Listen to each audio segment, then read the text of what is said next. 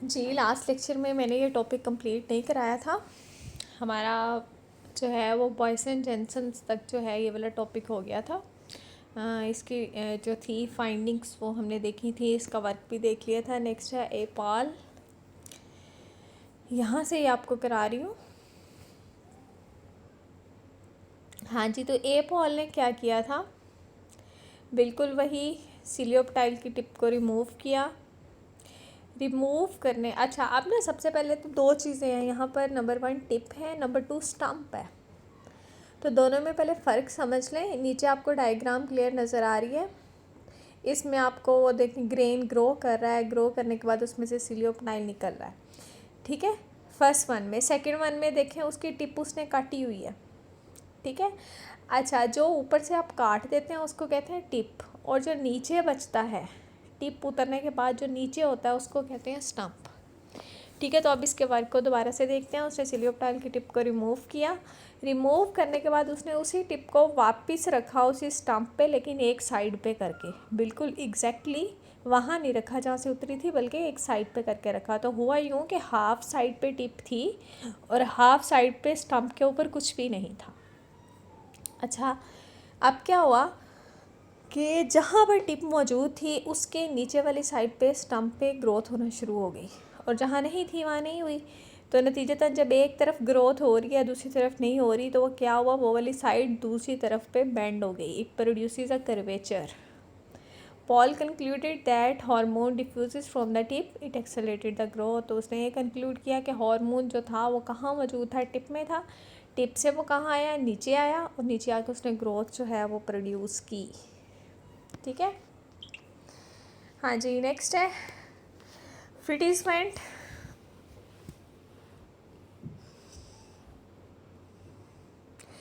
इन्होंने भी series of experiment perform किए, ठीक है। सबसे पहले क्या बता रहे हैं कि जी इसने रिमूव किया टिप्स को ऑन सिलियोपटाइल की, जिनको ये डार्क में ग्रो करा रहा था, लाइट में नहीं करा रहा था, ठीक है। उन टिप्स को रिमूव करने के बाद एगर ब्लॉक पे रखा। एगर ऐसे होता है जैसे कोई जेल नहीं होती, जेली नुमा चीज़ होती है, बिल्कुल वैसे होता है। तो एगर का इसने ब्लॉक लिया, आप किसी जेली का ब्लॉक काट लें, ठीक है, उसके ऊपर किसको रख दिया, इसकी टिप को रख दिया रिमूव करके। अच्छा, और फिर उन ब्लॉक्स को डार्क में पड़ा रहने दिया काफ़ी सारे घंटों के लिए। फिर उन्हीं ब्लॉक्स को उठाया, उठा के स्टम्प पे रख दिया जहाँ से टिप काटी थी। हुआ क्या कि वही स्टम्प्स जो थे वहाँ पर ग्रोथ दोबारा से हो गई, ठीक है, वो बेंड हो गए। तो इससे क्या पता चला कि वाकई टिप में ही वो चीज़ मौजूद होती है, जो कि पिछले वर्कर ने भी फाइंड आउट कर लिया था। इसके अलावा ये पता चला कि वो जो चीज़ टिप में मौजूद थी वो वहाँ से एगर ब्लॉक में भी मूव हो सकती है, और फिर एगर ब्लॉक से दोबारा कहाँ डिफ्यूज़ हो गई है, जिसके ऊपर आपने रखा उसके अंदर डिफ्यूज़ हो गई। देन उसको नाम दिया गया, वेंट ने ही नेम दिया था कि वो जो हार्मोन है जो कि टिप में पैदा होता है, टिप में से फिर देन ट्रांसपोर्ट होता है निचले वाली साइड पे, वहाँ पे ग्रोथ करता है, उस हार्मोन का नाम दिया ऑक्सिन का।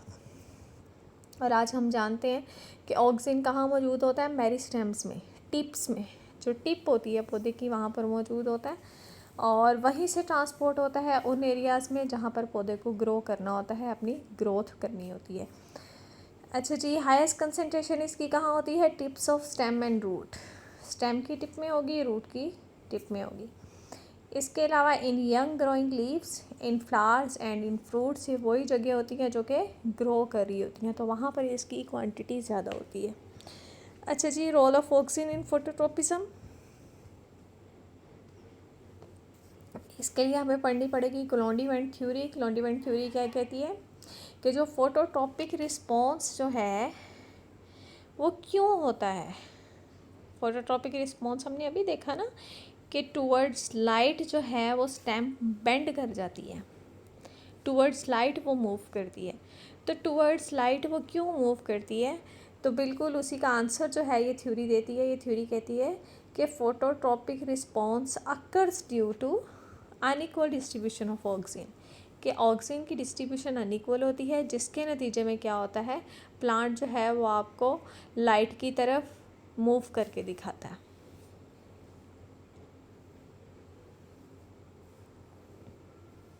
वेंट ने सिलियोप्टाइल रूट की जो रूट टिप थी उसको रिमूव किया। इसके अलावा इसको 2 एगर ब्लॉक्स पे रखा और इन ब्लॉक्स को इस तरीके से अरेंज किया कि एक साइड जो ब्लॉक था वो वहाँ से ऑक्सीजन जो था वो ले रहा था, जो कि लाइटेड साइड पे था, और जो दूसरा था वो शेडेड साइड पे था। ठीक है, जो टिप उसने रिमूव की उसके नीचे उसने 2 ब्लॉक्स रखे। एक ब्लॉक उस साइड पे था जहाँ से टिप को रोशनी मिलती थी, एक ब्लॉक उस साइड पे था जहाँ से टिप को रोशनी नहीं मिलती थी, बल्कि वो शेडेड साइड थी। ठीक है, उसके ऊपर उसने लाइट दी उस टिप को, और पता चला जी ऑक्सीजन ज़्यादा किस साइड पे पाया गया, उस साइड पे जिस साइड से उससे रोशनी मिल रही थी। उस एकर ब्लॉक में ऑक्सीजन ज़्यादा जमा हुआ जिस साइड से आप उसको लाइट दे रहे थे।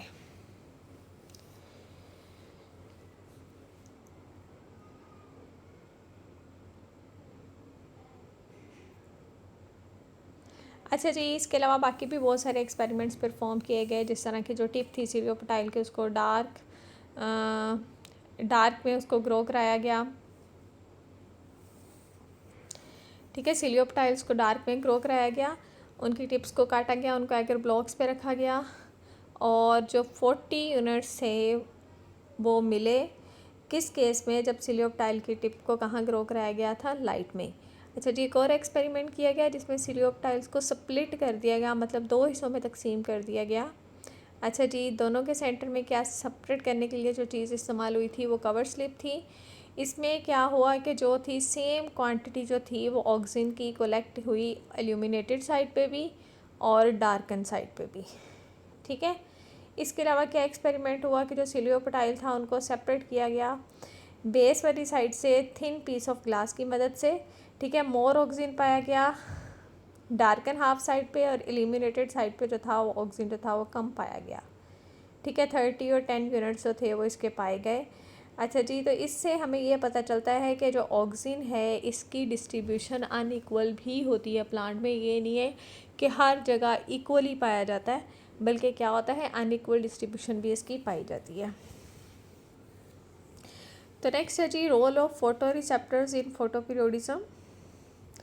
हाँ जी, तो ब्लू और जो येलो लाइट है ये ज़्यादा फोटोट्रोपिज्म जो है वो प्रोड्यूस करती हैं। ये अच्छा जी, ब्लू एंड येलो लाइट्स, लिहाजा 2 पिगमेंट्स होते हैं प्लांट्स में जो कि इन लाइट्स को एब्जॉर्ब करते हैं। कौन से होते हैं जी वो 2, कैरोटीन और राइबोफ्लेविन।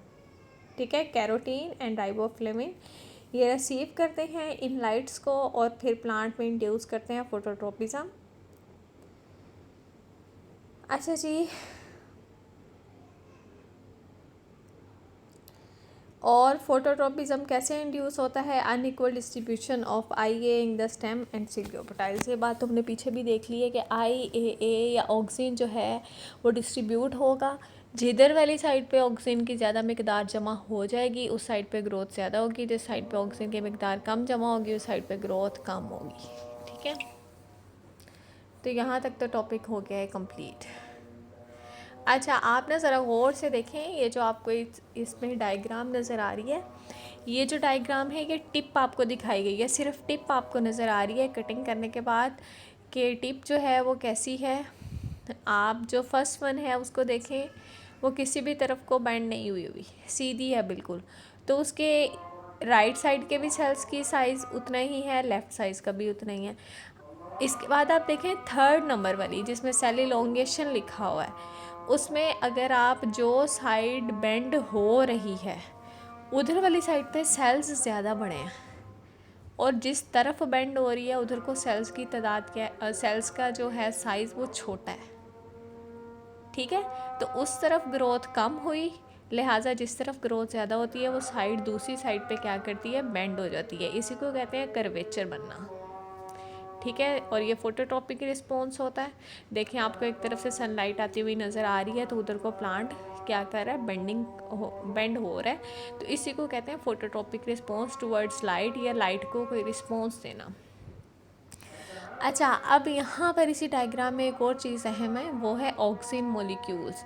फर्स्ट डायग्राम में ऑक्सीजन राइट साइड पे भी उतना है, लेफ़्ट साइड पे भी उतना है, लिहाजा बेंडिंग नहीं हो रही। अगर आप थर्ड में देखें तो थर्ड में ऑक्सीजन उस साइड पे है जिस साइड पे सेल इलोंगेट कर चुके हैं। ठीक है, तो लाइट आती है, लाइट के नतीजे में ऑक्सीजन बनता है टिप में बनने के बाद वो डिस्ट्रीब्यूट हो जाता है। ठीक है, जिधर को डिस्ट्रीब्यूट होगा उधर वाली साइड पे सेल ग्रोथ हो जाएगी। चले जी, ये तो हो गया कंप्लीट। अब नेक्स्ट आगे देखते हैं जियोट्रोपिज्म और ग्रेविट्रोपिज्म। इसकी डेफिनेशन हमने पीछे देखी है। Tropic movement in response to gravity of earth is called geotropism और ग्रेविट्रोपिज्म। अच्छा जी, जो tip of the stem grows away from gravity तो ये नेगेटिव जियोट्रोपिज्म कहलाएगा, और जो रूट की टिप्स हैं वो मूव करती हैं टूवर्ड्स ग्रेविटी तो ये होगा पॉजिटिव फोटोट्रोपिज्म। अच्छा जी, unilateral gravity causes curvature in the region of elongation of stem and root. अच्छा जी, जियोट्रोपिज्म जो है उसकी डिमॉन्स्ट्रेशन हम देखते हैं, ये नीचे एक्सपेरिमेंट्स दिए गए हैं। अच्छा जी, आपने जो सीड्स हैं ग्राम चने के आपने बीज लेने हैं जो कि पानी में भिगोए हुए होंगे। ठीक है, जो अच्छे से बिल्कुल फूल चुके होंगे पानी में, तो उनको आपने लेना है। लेने के बाद आपने पेट्री प्लेट्स लेनी है। ठीक है, पेट्री डिशेज़ होती हैं, शीशे की छोटी छोटी सी प्लेट्स होती हैं। वो वाली पेट्री प्लेट्स लेने के बाद उनके अंदर कॉटन रखी जाती है नीचे। ठीक है, पेट्री प्लेट शीशे की प्लेटें होती हैं छोटी छोटी सी। जैसे ही हमारा कॉलेज ओपन होगा मैं आपको दिखाऊंगी। उनको लेने के बाद उनके अंदर क्या किया जाता है, नीचे कॉटन गीली करके रखी जाती है। कॉटन के अंदर मॉइस्चर होता है, पानी होता है।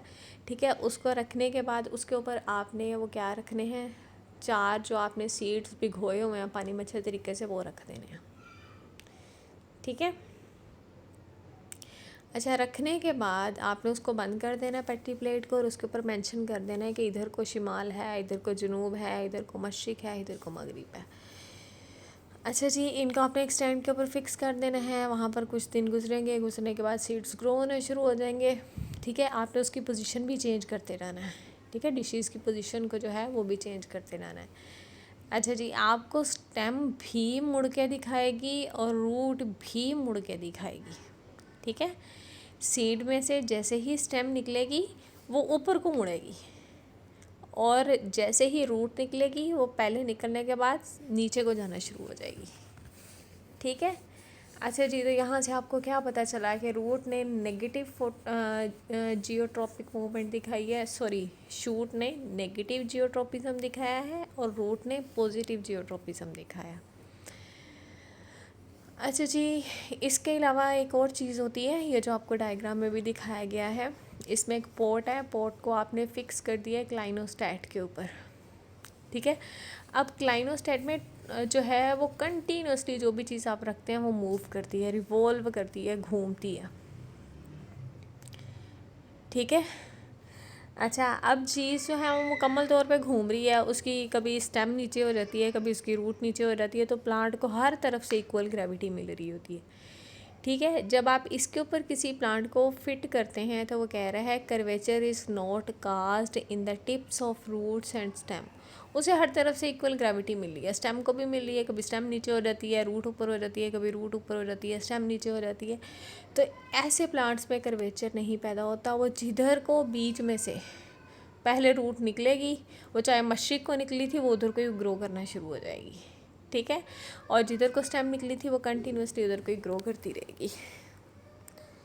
अच्छा जी, नेक्स्ट है जी मैकेनिज्म ऑफ जियोट्रोपिज्म।